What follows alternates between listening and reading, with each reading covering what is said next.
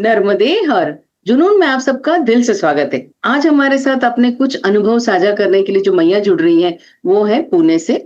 उनका नाम है सुनीता मैया। सुनीता मैया जुनून से जुड़ी हुई हैं, इसलिए मैं उनसे दिल से कनेक्टेड हूँ। और जब उन्होंने अपने कुछ अनुभव मेरे साथ साझा किए तो मुझे ऐसा लगता है कि वो आप लोग के साथ भी साझा करें, तो शायद आप लोग को भी माई की सेवा के लिए कुछ और मैं क्या अर्पण कर सकती हूँ। बस यही चाहती हूँ कि परिक्रमा से अपने यहाँ पे अनुभव साझा कर सके। मैया के बारे में अगर मैं कुछ कहूँ तो यही कहूंगी कि उन्हें एट द एज ऑफ 65 मैया निकली थी परिक्रमा के लिए, और उनकी परिक्रमा मैया ने इतने सुंदर ढंग से पूरी किया और इतने अच्छे ढंग से पूरी की। और उससे भी ज्यादा मैं कहूंगी कि मैया ने इतने बढ़िया नंबर से पूरी की, उनकी परिक्रमा पूर्ण हुई है 111 दिन में। जब आप भी सोच सकते हैं इतने अच्छे दिनों में जब उनकी परिक्रमा संपूर्ण हुई है, तो मैं सोचती हूँ उनसे आपकी मुलाकात कराऊं। तो चलिए स्वागत करते हैं सुनीता मैया का। नर्मदे हर मैया। नर्मदे हर। सुनीता जी, आपका जुनून में दिल से स्वागत है। धन्यवाद। पहले तो आप आपके बारे में कुछ हमें जरा बताइए कि आप क्या करती थी और कैसे आप परिक्रमा पे निकली। मैं अभी बैंक ऑफ महाराष्ट्र में नौकरी करके 5 साल पहले रिटायर हो गई। अच्छा। जनरली रिटायरमेंट के बाद ही परिक्रमा में जाते हैं। उसके पहले तो सारे अपने अपने कर्तव्य, संसार, जिम्मेदारियां, आजकल तो माता पिता की जिम्मेदारी भी होती है, तो ये पैदल परिक्रमा में ज्यादा महीने लगते हैं, इसलिए रिटायरमेंट के बाद चालू किया मैंने। मगर उसके पहले मैंने वाहन से परिक्रमाएं की है। अच्छा अच्छा। मतलब ओके। इसके बारे में अगर चाहो तो मैं बता सकती हूँ। नहीं, आप मुझे सबसे पहले तो ये बता दो कि इतना सुंदर नंबर आपने कहीं दिमाग में रखा था कि मैया ने डिसाइड किया हुआ था ये नंबर। मैया ने डिसाइड किया। मैंने तो रोज लिखती थी कि आज ये तारीख है, इतना दिन है, और ये यहाँ से हम चल रहे, क्या क्या देखा उस दिन। ऐसा लास्ट के दिनों में मैंने लिखा नहीं था। तो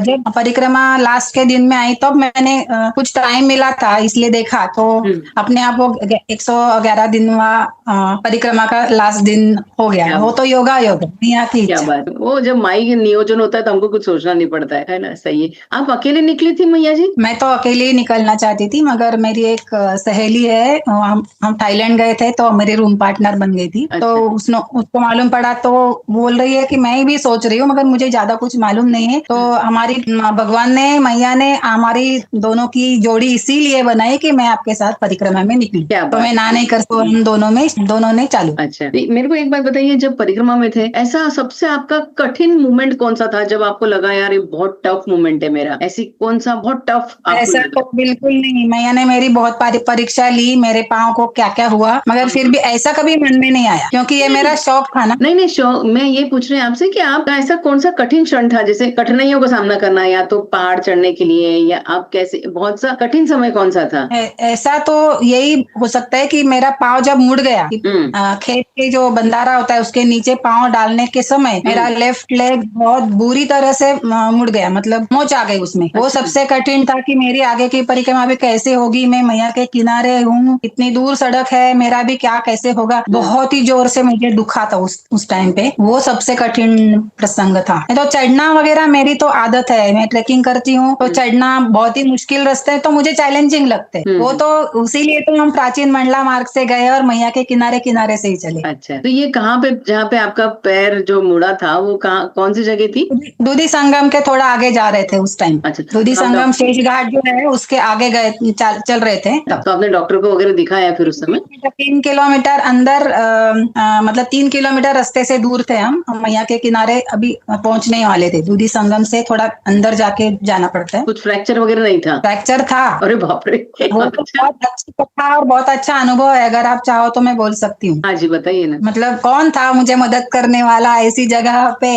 वो बहुत सुंदर कथा है वो। मतलब मैं और मेरे साथ 2 बुड्ढी मैया थी और दूसरी, तो उन्होंने मुझे वो अपनी काठी भी दी। दोनों काठी से मैंने जैसे तैसे, लंगड़ी में ही नहीं डाल सकती क्योंकि वो सब खेत में निकाला हुआ होता है ना, मतलब नांगरने म्हणतात, वो बड़े खाबड़ जमीन हो जाती है खेत की, वो चल भी नहीं सकती। जैसे तैसे मैं कच्ची पगडंडी पे आई, थोड़ा आगे जाके बैठ गई। तो वहाँ मतलब किसको, कौन दिखना तो चाहिए ना, बराबर। शाम का वक्त हुआ था, तो एक लड़का आया ऐसे ही जा रहा था। उसे एक 2 व्हीलर को मैंने रिक्वेस्ट की मुझे ऐसे ऐसी मदद करना। वो मेहमान बन के आए थे तो उनको इंटरेस्ट नहीं था, मतलब उनको कुछ लेना देना ही नहीं था, वो तो अपना नहीं बोल के चले गए। फिर एक लड़का आया था, वो उसने जब मेरा सुना कि मुझे ऐसी ऐसी मदद चाहिए तो वो बोला मैया ठहरो, मैं अभी खेत जा रहा हूँ, मेरा काम है, खेत का काम करके वापस आता हूँ, फिर मैं घर जाता हूँ और अपनी गाड़ी लेके आपके पास आता हूँ, फिर आपको लेके मैं 3 किलोमीटर दूर डॉक्टर है, हाँ है नक्की है ना, हाँ है मैं आता हूँ। तो वो खेत में गया और बोरी उठा के फिर से मेरे सामने से जा रहा था, मैंने फिर से कंफर्म किया आप आ जाएंगे ना, नक्की आएंगे ना, तो बोले हाँ। दोनों मैया को तो मैंने आगे भेज दिया, उनको क्यों रोकने का।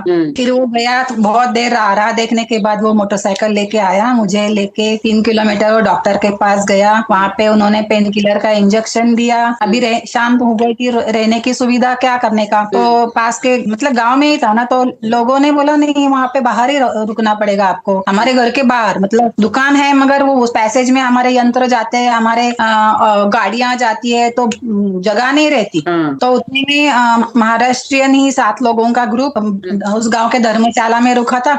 उसका एक आदमी कुछ लेने के लिए गांव में आया, तो उन्होंने मुझे देखा, अरे मैया आप क्या हो गया, तो बोले अरे हमारी मैया उधर खाना बना रही है, चलो ना उधर सब व्यवस्था हो जाएगी। तो उस लड़के ने मुझे वहाँ आश्रम तक मतलब धर्मशाला तक छोड़ा। अरे 7 लोगों की वजह से मेरा खाना भी हुआ, सुबह उन्होंने मुझे पानी भी लाके दिया, नहाना धोना सब करने के लिए। और फिर वो लड़का बोला मैं दूसरे दिन आ जाता हूँ, 8 बजे मैं आ जाऊंगा, आप तैयार है ना, मैं आपको अमरकंटक लेके जाऊंगा, क्योंकि एक्सरे तो अमरकंटक में निकलेगा। मैंने बोला हाँ चलेगा आप आ जाओ। मैंने उसको नाम भी नहीं पूछा, उसका नंबर भी नहीं लिया, मैं इसी भरोसे कि वो दूसरे दिन 8 बजे आने वाला। ये सब लोग तो चले गए आगे और मैं वही राह देखते रह गई। मैंने उसको पैसे भी नहीं दिए थे, कुछ नहीं। मैंने बोला अभी वो तो कल आने वाला, मैं उसको जो उसकी रोजी होगी वो उससे ज्यादा दे दूंगी मैं, और उसको वो मुझे लेके जाएगा, क्योंकि मैं चलने की हालत में तो नहीं थी, ऐसे ही लंगड़ाती जैसे तैसे उसने मैंने उधर धर्मशाला में सब किया था। तो दूसरे दिन वो आया ही नहीं 8 बजे। मैं 9 बजे 9:45 तक मैंने राह देखी उसकी, मगर वो नहीं आया। फिर मुझे बस से आगे जाना पड़ा। मैं रामकुटी तक गई, मगर मेरा जो था ना कि डॉक्टर ने मुझे पेन किलर की दवाइयां भी दी थी, मुझे चढ़ के ही अमरकंटक जाना था। वो कपिल धारा दूध धारा उसी रास्ते से जंगल से ही मुझे जाना था, रास्ते से नहीं जाना था। दमगढ़ की मतलब रामकुटी तक मैंने 2-3 वाहन करके वहां पे पहुंच गई थी, फिर वहां से ऊपर चली। अगर मेरे मन में आया कि वो जो लड़का अगर वो सचमुच था लड़का, तो वो दूसरे दिन आता ना, ऐसे कि इसमें नहीं तो मेरी मदद के इसलिए, मगर वो आया ही नहीं। तो मेरे मन में आता है वो कौन था, मैया का रूप था, या वो बोलते हैं कि कठिन समय में अश्वत्थामा आता है मदद करने के लिए। ऐसे ही मेरे मतलब मैं नहीं बोल रही कि मुझे अश्वत्थामा दिखा, मगर वो मैंने पैसे भी नहीं दिया, मतलब वो किसी पैसे मतलब उसकी लालच में भी नहीं, वो कौन था, फरिश्ता था मेरे मदद के लिए। वो बहुत कठिन प्रसंग था और वो मुझे बहुत टच करके गया, और मुझे जिंदगी भर मैं उसको याद रखूंगी। और मैं बोलती हूँ कि जो भी था उसका बहुत अच्छा हो, क्योंकि बहुत ही कठिन समय में उसने मुझे मदद की थी, उसका मूल्य ही नहीं। सही बात है। और इतने पेन में थे आप तो उस समय। हाँ, मुझे वो ध्यान ही नहीं कि उसका नाम पूछो नंबर पूछो, मेरे मन में शंका ही नहीं आया कि नहीं आएगा, तो ऐसा मेरे शंका भी नहीं। सही बात है क्योंकि वो परिक्रमावासी का ही मतलब सेवा के लिए इतने भाव से करते हैं। देखो वहां से लेके वहां तक लेके जाना आपको, एक डेस्टिनेशन दूसरे डेस्टिनेशन के लिए, और क्या मैया की इच्छा थी कि आप सुरक्षित बैठे कहीं पे। मतलब देखती है मगर उसका परिहार भी करती है, उसका मार भी निकल जाता है। हाँ सही बात है। तो अभी आप जैसे आपने बताया कि आप ट्रैकिंग वगैरह भी करती है, तो आपको चढ़ना वगैरह सब आदत है उस तरह की। हाँ, वो खप्पर माल का बहुत डर सबने दिखाया था हमको, मगर खप्पर माल तो हमको कुछ भी नहीं लगा। ऐसे तो हमने कितने सारे गढ़ किले में चढ़े हैं, खप्पर माल क्या है, कुछ भी नहीं है। डेढ़ घंटे में वहाँ वो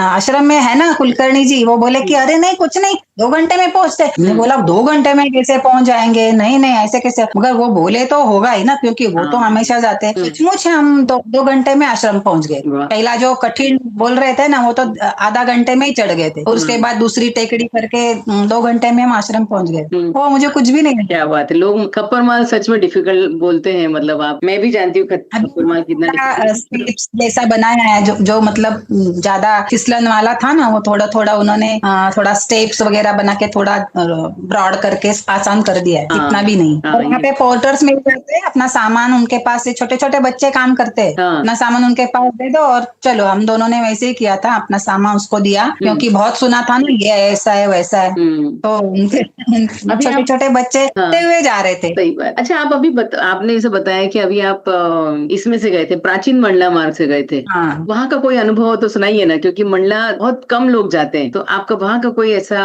अनुभव हो तो जरूर शेयर कीजिए ना हमारे साथ। प्राचीन मंडला मार्ग बहुत डिफिकल्ट है, मगर बहुत सारी सुविधाएं हैं वहां पे। सिर्फ 5% लोग जाते हैं। इतने सारे 90+ लोग ये गाड़ी से नहीं तो रास्ते से जाते हैं। सिर्फ 5% लोग वहां जाते हैं। इसलिए वहां के लोगों को परिक्रमावासी दिखने के बाद उनके लिए क्या करूँ और क्या नहीं ऐसे हो जाता है। और हर एक नदी संगम मैया के साथ जो संगम होता है, वहां पे आश्रम है, वहां पे बहुत अच्छी सेवा होती है। कहाँ सदाव्रत होता है। आपका ही है, आप कुछ भी बना लो, मगर वो चूल्हे पे कैसे बनाए? हमको तो गैस की आदत है, चूल्हे पे बनाना मुश्किल हो जाता है। अगर बताना है तो एक अनुभव मैं दुपटा संगम का बताती हूँ। दुपटा संगम मतलब दुर्वास ऋषि की तपस्थली, जहाँ वो दुर्वास ऋषि बहुत क्रोधित है ना, उनका क्रोध बहुत था। तो वो स्पंदन अभी भी वहां पे है और हर एक परिक्रमावासी को ये स्पंदन वहां पे महसूस होते हैं, क्योंकि वहां के जो बंगाली बाबा, जो सन्यासी बाबा है, वो बहुत चिड़चिड़ है, मतलब उनको चिढ़ आती है। वो स्थान इतना सुंदर है ना, वहां पे जाने के बाद दृश्य इतना सुंदर है। तीनों बाजू से पानी है, कॉर्नर पे वो आश्रम है। ऐसे बहुत सारी पगडंडी चढ़ के वहां ऊपर जाते तो ऊपर का दृश्य तो बहुत ही सुंदर है। हर एक को मन में आता है कि हम फोटोग्राफी करें। हर एक वहां जाने के बाद क्या, नर्मदे हर तो हम पहले जाने के बाद बोलते ही है, मगर हमारा ध्यान पूरा फोटोग्राफी में ही लग जाता है। तो इसी बात की उनको चिढ़ आती है। और हमारे महाराष्ट्र के तो बहुत सारे गलत भी करते हैं, मगर गलत उनकी नजर से सही होता है, मगर सन्यासी बाबा की नजर से वो गलत है।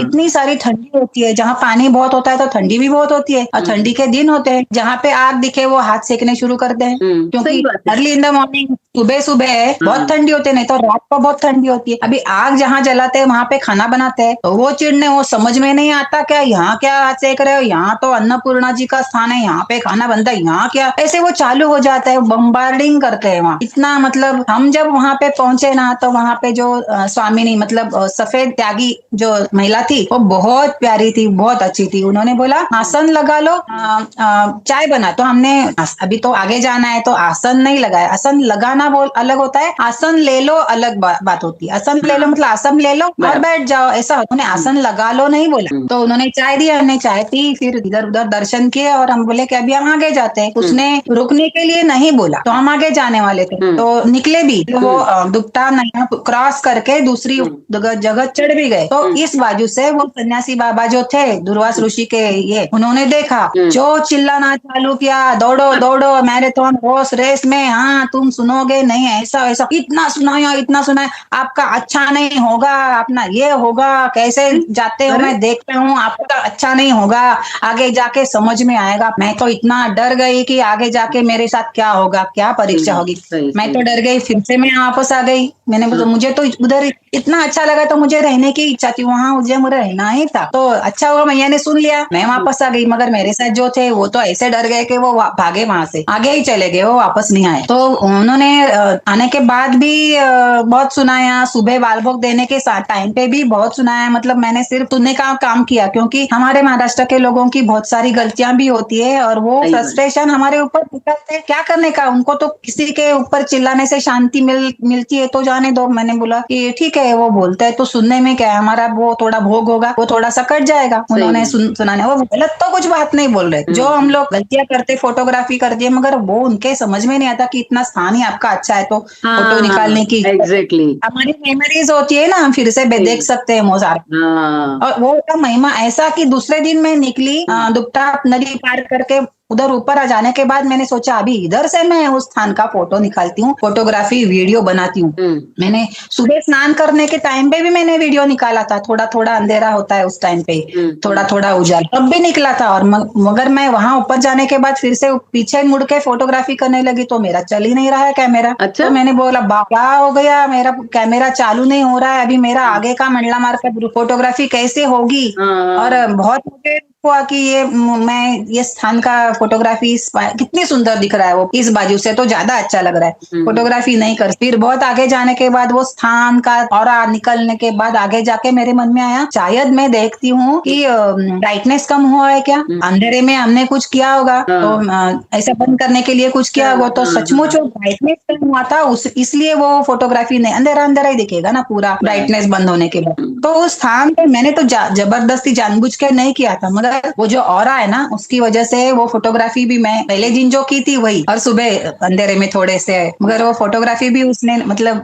ये स्थान ने नहीं करने दी। Yes. इतना उनको इच्छा थी कि नहीं मुझे यहाँ लगता है फोटोग्राफी मुझे लगता है तो ये नहीं शायद मुझे लगता है शायद फोटोग्राफी नहीं की, इसलिए आपने वहां के जो वाइब्रेशन से अच्छे से एब्जॉर्ब कर पाया। क्योंकि मेरा भी हम एक अनुभव है कि जैसे कितनी देर हम करेंगे ना, फोटोग्राफी कितनी देर करेंगे हम, वो राइट, थोड़ी देर करेंगे। ये है मेरा भी एक अनुभव है। ऐसा नहीं कि जिसको लगता है परिक्रमा में परिक्रमवासियों का हमेशा ही एकदम पलकों पे बिठा के रखते, कहीं कहीं आपको बहुत बुरी तरह से लथाड़ा भी जाता है। पर मुझे लगता है वो हाँ शायद हमारा पेशेंस लेवल, हमें संयम कैसे रखना है अपने विचारों पे, अपने आप पे कंट्रोल कैसे रखना है, इसलिए शायद माई दिखाती है। अदरवाइज आपको फिर से वापस नॉर्मल बिहेवियर मिल जाता है। तो बहुत सुंदर अनुभव रहा आपका ये। और कोई ऐसे? अभी जो हाँ जी। आपने अभी जो बात कही उसका एक अनुभव है मेरे पास कि हमको पेशेंस कैसे रखने होते हैं पूरा। ये पहले क्या लगता है वो पहले जो डरते हैं वो लोग सब जंगल से आना, गड़कोट नहीं नहीं, पहले जो है चैतन्य आश्रम कुलकर्णी जी का है वो, हम 7 दिन पूरा पहाड़ी चढ़ के आते हैं ना जंगल मार्ग से। अच्छा, हाँ, तो क्या है उसका, आप बताइए, ऐसी बताइए। वो कोई नहीं, हम भूल तुरंत देंगे। पहले महीने में ही आता है वो। तो चलिए। वो सब खत्म होने के बाद वो गांव आता है चैतन्य आश्रम, पहला इनका आश्रम आता है चैतन्य आश्रम। तो हमारे पहले एक बड़ा ग्रुप आके बैठा था वहां पे, और वो चैतन्य जी का बहुत, चैतन्य कुलकर्णी उनका बहुत अच्छी तरह से ध्यान था उस ग्रुप पे। तो 1-2 लोग आए और फिर उन्होंने बोला कि नहीं, यहाँ पे 5 बजे के पहले एंट्री नहीं देते, सब बैठे रहे। और उनके लोग आराम आराम से फिर सारे आए और बैठे 5 बजे का इंतजार करते हुए। तो ये बोल रहे थे कि यहाँ पहला आश्रम आता है, अभी आगे 3 किलोमीटर में बहुत सारे आश्रम है, आप आगे चले जाओ, पीछे से जो आएंगे, देर से जो आएंगे, उनके लिए जगह होनी चाहिए, उनको बाद में आगे जाना पड़ेगा। तो वो सब बैठे रहे मगर आगे नहीं गए। तो इन्होंने आश्रम को ताला लगाया, बोला यहाँ पे आश्रम बंद है, हम यहाँ पे व्यवस्था नहीं कर सकते, आप बैठो नहीं तो जाओ, आपकी मर्जी। उन्होंने कितनी बार उनको बोला, वह नहीं हटे, मगर अभी अंधेरा होने लगा तो उन्होंने भी सोचा कि अभी नहीं है, वो खोलने वाले नहीं। वो उन्होंने बहुत झगड़ा किया कि ऐसे कैसे बंद कर सकते हैं, ये मार्ग में लिखा हुआ है ये आश्रम, ऐसा कैसा कर सकते हैं। उन्होंने बहुत झगड़ा, आपको पैसे मिलते हैं और फिर भी ऐसा, पैसे की बात की कि इतने रुपए आपको मिलते हैं फिर भी आप ऐसा करते हैं, कैसे नहीं करते, कैसे नहीं खोलते, देखता हूँ, वगैरह वगैरह वगैरह। खूब उन्होंने झगड़ा किया। एक विलेजर्स में तो ऐसे झगड़े वगड़े करने वाली बहुत सारी होती है, होते, उनकी वजह से वो बहुत चिड़े हुए थे। और हमको तो महाराष्ट्रियन आदमी का आश्रम वहीं रुकना था, हम ऐसे ही बैठे रहे, सब उनकी बातें सुन रहे थे। उन्होंने शांति से सब लोग, जब तक सब वो जो बड़ा ग्रुप था जब तक वो आगे नहीं चले जाते, उन्होंने ये नहीं हमको तो अपने पीठ में सामान भी हमने नहीं उतारा, हम वहीं बैठे रहे कि वो सारा ग्रुप आगे जाने के बाद उन्होंने चुपके से हमारे लिए तो आश्रम खोला। साधु सन्यासी भी आए, उनके लिए वो बोल रहे थे, साधु जितने थे ना उनके लिए वो बाहर जगह दिखाती, आप उधर रहो, मतलब आश्रम के बाहर। और जो लेट आए उनको भी लिया, हमने पेशेंसली वहां पे वेट किया कि हमको इधर ही, हम भी उनकी बाजू ले रहे थे कि ये गलत है, ये लोगों का बिहेवियर हमने बहुत जगह पे देखा है, ऐसा करते वैसा करते, हमने उनकी बाजू लेके उनको बहुत मॉरल सपोर्ट किया, आप बहुत ठीक कर रहे हो। वो बोले जिसका गले में मैं तुलसी की माला देखता हूँ, अभी इसके आगे मैं उनको एंटरटेन ही नहीं करूंगा, तुलसी की माला देखी तो आगे जाओ, ऐसे ही मैं करने। क्यों क्यों ऐसा क्यों? इतना लोग तंग करते हैं वहाँ पे और बिहेवियर अच्छा नहीं रखते और झगड़ा करते। अच्छा, ये उनका वहाँ का अनुभव होगा। हाँ, हम यहाँ बैठ के पेशेंस रखा, इसलिए हमको वहाँ जगह मिली। हाँ हाँ, मुझे भी ये लगता है कि संयम रखना सिखाना, यही तो सीखने हम जाते हैं। नहीं तो चलना तो क्या है, चलना है तो हम यहाँ पे भी चल सकते हैं। तो ये मुझे लगता है कि सेवा तो थैंकफुल रहना चाहिए ना, सेवा मिलती है तो थैंकफुल रहना चाहिए। या अपना हक नहीं, मैं आश्रम है तो उनको जगह मिलनी चाहिए, कैसे नहीं लेते, ये भाषा बहुत गलत है ना। हाँ, परिक्रमावासी की ये बहुत बड़ी गलती है। अगर हम लिस्ट लगाने बैठे तो सच में परिक्रमावासियों बहुत गलतियां करते हैं जो आश्रमधारी को पसंद नहीं आती है, पर वो चुप रहते हैं, है ना। हम बहुत गलतियां करते हैं, सही है। तो इनमें से ऐसी कोई आपके साथ हुआ है जो परिक्रम, वहां पे कोई ऐसे झगड़े आपने कभी देखे मैया, किसी के बीच में? यही एक स्थान था, वहाँ झगड़ा हमारे पहले हो चुका था और वो बहुत चिढ़ गए थे। चैतन्य कुलकर्णी बहुत वो बट कर रहे थे और सबको आगे भगा रहे थे, क्योंकि उनका पहले ही आइडिया था। और जो भी आएंगे तो देर से आएंगे, थोड़ा अंधेरा होने के बाद तो जगह, वो आगे कितना जाएंगे ना, थके हुए आते हैं। तो उनका तो सही था ना कि आप अभी जल्दी आए हो तो आगे चले जाओ। ऐसे जो वहाँ पे साधना कर रहे हैं सही बात है, जो वहाँ पे साधना कर रहे हैं उनका हमने सुनना ही चाहिए। ऐसे कोई विलक्षण साधु संत आपको मिले क्या मैया जी, कि जो आपको एकदम अद्भुत लगे हो, या आपने उनसे कुछ ज्ञान लिया हो, या आपकी कुछ बातचीत हुई हो? बहुत सारे, क्योंकि हम मैया के किनारे से और दिव्य स्थानों में से पे ही रहते थे, तो बहुत सारे हो गए। ऐसे अनुभव बताना चाहूंगी तो सबसे पहले दिन हम किनारे से जा रहे थे, तो मौनी बाबा का आश्रम है, तो दोपहर का वक्त खाने का था, तो हमारे पहले कुछ कामगार वर्ग खाना खा रहा था, और उनका खाना होने के बाद हम खाना खाने बैठे, और हमारा आराम होने के बाद हम निकले, तो देखती हूँ क्या सबके सैंडल थे, मेरा सैंडल ही नहीं था वहाँ पे। अरे पहले दिन ही पहले दिन ही, मतलब मैंने तो बहुत मतलब वजन में हल्का, एंटी स्कीड, वाटर प्रूफ ऐसा करके वो मैंने ढूंढ के लिया था, वही सैंडल पहले दिन ही गायब हो गया। अरे वो बोल रहे नहीं नहीं होता, नहीं ऐसा नहीं होता, मगर मैंने बोला हुआ तो है ना, एक फटी हुई चप्पल है, मगर मैं तो पूरी तैयारी, दूसरा सैंडल मेरे पास था, क्योंकि कुछ भी हो सकता है, टूट सकता है, कुत्ता भगा सकता है, कुछ भी हो सकता है ना, तो दूसरा एक्स्ट्रा रखा था, तो उससे मैंने काम चला लिया। फिर आगे जाने के बाद दत्तवाड़ा चंगा बाबा आश्रम, वहाँ पे कोई जाते नहीं, ज्यादा किनारे से जाते नहीं ना लोग, तो दत्तवाड़ा के आश्रम में जमदग्नि ऋषि स्थापित शिवलिंग है, हमको मालूम नहीं था, मगर उधर जाने के बाद मालूम हुआ कि वो मैया में अभी डूब गया है, तो वहाँ का शिवलिंग यहाँ पे लाके स्थापन किया है, वहाँ मंदिर के बाहर है वो, मगर जमदग्नि ऋषि के स्थापन किया हुआ शिवलिंग है। और वहाँ पे जो त्यागी बाबा थे सफेद कपड़े वाले, वो त्यागी बोलते हैं, तो वो पहले रजनीश बाबा के शिष्य थे, फिर बाद में यहाँ पे बहुत सालों से दत्तवाड़ा में थे, तो उन्होंने बहुत अच्छा हमको इतना कुछ अच्छी अच्छी बातें बताई। सबसे महत्वपूर्ण उसका सार जो है वो है कि एक ही गुरु मत करना, एक ही गुरु मतलब सातवीं तक अगर आपको ज्ञान हुआ एक ही गुरु से, तो क्या आप आगे पढ़ेंगे नहीं, बहुत सारे गुरु से बहुत सारा ज्ञान इकट्ठा करना चाहिए, अलग अलग गुरु से। महाराज ने तो 27 गुरु किए थे, तो बहुत सारे गुरु करने चाहिए, एक ही गुरु में आप अटक मत रहना कि बस अभी लगता है कि हाँ मुझे सब मालूम, महाराज ने मुझे सब बताया, ऐसा नहीं है, अलग अलग गुरु करो, और अच्छे अच्छे मतलब एक ही गुरु में अटकना मत, अलग अलग गुरुओं से सीखते रहो, ज्ञानाच्या कक्षा रुंदावत रहा, असं ते म्हणाले, म्हणजे अपनी ज्ञान की जो क्या है वो बढ़ाते रहना चाहिए, ये एक अनुभव था। और वेलू गांव में क्या हुआ, हम गए तो शाम थी, आगे जा सकते थे, वहां पे जाने के बाद वो महाराज जो थे वो बाहर आ गए, हमने नर्मदे अर्घ किया, चाय पिया, और हम बोले अभी हम आगे जाते हैं, तो बोले कैसे जाते हो, यहाँ ही रुकना है। अच्छा, तो नहीं महाराज अभी बहुत टाइम है, हम जाएंगे ना आगे, अभी चाय तो पी लिए ना, कैसे जाते हो, देखती मेरे बंदूक ही निकालतो, म्हणून त्याने आतमध्ये जाऊन बंदूक आणली ना, सच्ची में कैसे जाते हो, बंदूक आता दिवाळीची बंदूक असते ना, किंवा रंगपंचमी का बंदूक होता है ना काले रंग का, वो उन्होंने ठो ठो ठो करने लगे हमारे ऊपर, तो मुंह से आवाज करके कैसे जाते हो देखता हूँ। अरे बाप रे, मतलब वो उनका प्यार था कि मैं मारूंगा, नहीं जाओगे तो मैं मारूंगा, बराबर है। और वो अच्छा था, मैया के किनारे था, मैया के किनारे बहुत सारी हरियाली थी। फिर हमने वहाँ पे अंदर नीचे जाके भी मारुति का एक मतलब गुहा जैसा मंदिर था, और आश्रम के ऊपर भी एक मंदिर था। अच्छा, हमने बहुत सारा सनसेट देखा हरियाली में, मैया के किनारे बहुत सारा, चल घर में वीडियो कॉल किया और दिखाया कि कितना सुंदर स्थान है, मगर हम वो उस स्थान का भी हमने बहुत मजा लिया। ऐसे बीच बीच में आते हैं बहुत सारे होते हैं ऐसे स्थान। दत्त मंदिर में गए थे, जाना था थोड़ा सा आगे आश्रम में, वो बोले कि अभी यहाँ आए तो यहाँ से आगे कैसे जाओगे, आज एकादशी है, यहाँ से आगे नहीं जाने का, यहाँ आ गए तो यही रुकने का है। बताओ, ऐसा प्यार करते हैं और प्यार से रोक लेते, ऐसे बहुत सारे है ना, ये बात है, वो इतने प्यार से वो बैठे हैं इसीलिए वहां पे। और अमावस्या, पूर्णिमा और एकादशी को लोग सच में नहीं चलते, ये सिर्फ हम मुंबई पुणे वाले लोग बहुत भाग भाग करते हैं, इसलिए बहुत बदनाम है। इसके लिए सच्ची मुझे भी कभी कभी लगता है, पर हमारे पास जो ड्यूटी कर रहा है वो कुछ महीनों की छुट्टी के लिए लेके आया है, तो वो कैसे थोड़ा तो चलेगा ही ना। अब वो सब कैसे हम फिट होते हैं, तो हम सोचते थे कि क्यों एकादशी के दिन हम फिट है, चल सकते हैं, क्यों रुकने का। जब हम कुछ बीमार हो जाएंगे, कुछ पाँव दुखेगा, कुछ प्रॉब्लम हो जाएगी, तब हम रुकेंगे। वो दिन का महत्व नहीं है, हमारी मजबूरी, हमारा शरीर को विश्रांति लेना है, तो उस दिन हम रुकेंगे, ऐसा सोच के हम रुके नहीं थे।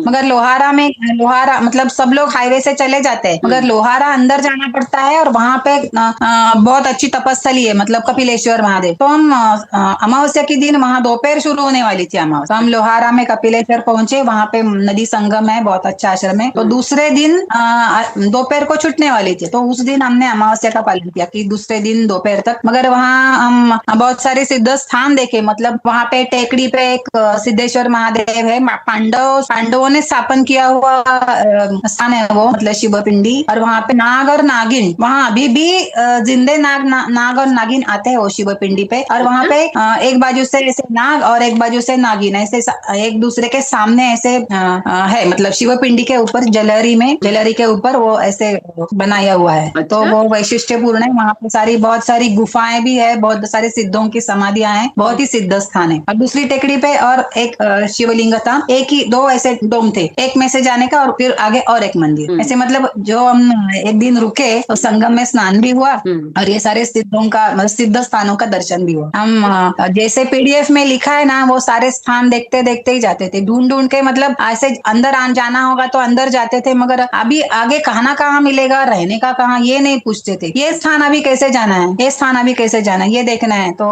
उसके लिए कहाँ से मुड़ना है, यही पूछते जाते। हमारा प्रायोरिटी वही। एक दिन में कितना किलोमीटर चलते थे आप? पहले तो 10 के आसपास, फिर 15-20 ऐसे थोड़ा बढ़ के एवरेज 25 हो गया। 27 से आगे तो नहीं चले हम। नहीं ना, क्योंकि किनारे से जाना है और सारे देखना, सारे स्थान के दर्शन करने, वहाँ पे भगवान का क्या क्या बोलने का, ये सब करके जाने का। तो सब हर एक लोग ये बालबक के लिए चाय पीने के लिए बुलाते हैं, तो उनको अपमानित नहीं करने का, थोड़ा रेस्ट करने का, पानी पीने का। चाय ही पीना ऐसा नहीं है, मगर थोड़ा पानी, नहीं तो कुछ उनके पास रहेंगे तो अच्छा रहता है। और कितना किलो आपका वेट रिड्यूस हुआ होगा अंदाजन? मैं तो वेट लूज करके गई थी, मगर मैंने मतलब हेल्दी वेट लॉस था 14 किलो का। कैसे? हर्बल लाइफ न्यूट्रिशन का सहारा लेके एक्सरसाइज और हेल्दी लाइफस्टाइल, खाने में क्या खाना है नहीं खाना है, ये सब रोज लेक्चर्स जूम, वही मैं बोल रही हूँ ना, हमारी कम्युनिटी जूम पे, तो वो एक्सरसाइज सब कुछ जूम पे होता है। तो ऐसे मैंने 14 किलो रिड्यूस करके ही गई थी, इसलिए मेरा स्टैमिना बढ़ा था, मुझे थकान नहीं महसूस होती। तो ये कितने दिन? और वैसे जो ये अभी सब हो गया है, तो वो 3 किलो मेरा फैट और